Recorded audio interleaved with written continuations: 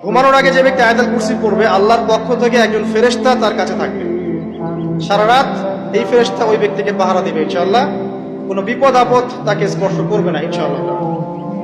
রাতের বেলা অনেক বিপদ হতে পারে, চুরি হতে পারে, ডাকাতি হতে পারে, তারপরে আপনার দুষ্ট জিন শয়তান উৎপাত করতে পারে।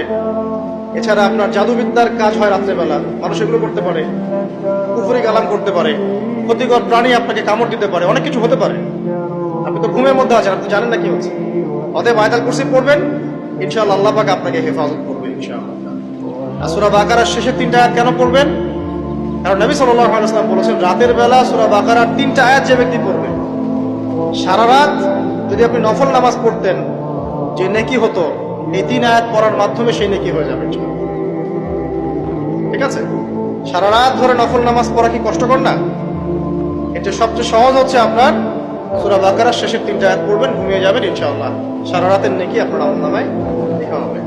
এগুলো শুধু বললেই হবে না আর শুনলেই হবে না, আমল করতে হবে। কবে থেকে? ইনশাআল্লাহ আজকে থেকে। আল্লাহ পাক সবাইকে আমল করার তৌফিক দান করুন, আমিন।